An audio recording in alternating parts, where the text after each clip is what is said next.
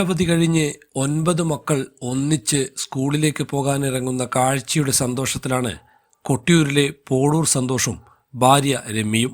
ഇനി ഈ 9 പേർ ഒന്നിച്ച് ഇത്തരമൊരു സ്കൂളിൽ പോക്ക് ഉണ്ടാവില്ല. കാരണം മൂത്ത മകൾ ഈ വർഷം +2 പൂർത്തിയാക്കുന്നതോടെ സ്കൂൾ ജീവിതത്തിൽ നിന്ന് മാറി ഉന്നത പഠനത്തിനായി പോകും. ഇളയ മകൾക്ക് പ്രായം വെറും 3.5 മാസം മാത്രമാണ്.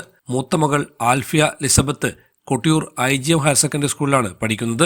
രണ്ടാമത്തെ മകൾ ആഗ്നസ് മരിയയും മൂന്നാമത്തെ മകൾ ആൻ ക്ലെറിനും അതേ സ്കൂളിലെ 10ാം ക്ലാസ്സിലും 8ാം ക്ലാസ്സിലും പഠിക്കുന്നു. അതിന് താഴെയുള്ള അസിൻ തെരേസ 6ലും, ലിയോ ടോം 4ലും, ലെവൻസ് ആന്റണി 2ാം ക്ലാസ്സിലും, കാതറിൻ ജോക്കിമ UKGയിലും പഠിക്കുന്നു. വീടിന് തൊട്ടടുത്ത് തന്നെയുള്ള തലക്കാണി ഗവൺമെന്റ് UP സ്കൂളിലാണ് ഇവർ 4 പേരും പഠിക്കുന്നത്.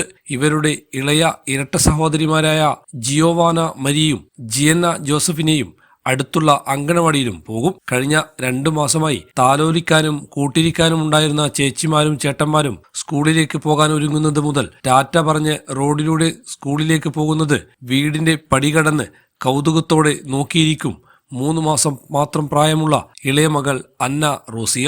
വേനലവധി കഴിഞ്ഞ് 9 പേരും ഒരുമിച്ച് സ്കൂളിലേക്ക് പോകുന്നത് കൗതുകത്തോടെയാണ് പലരും നോക്കുന്നത്. തന്റെ ചെറുപ്പത്തിൽ സ്കൂൾ പഠനകാലത്തെ ഓർമ്മകളും കുട്ടികളുടെ സന്തോഷവും കൗതുകത്തോടെയും സന്തോഷത്തോടെയും ആസ്വദിക്കുന്നുണ്ടെന്ന് പിതാവ് സന്തോഷ് പറയുന്നു.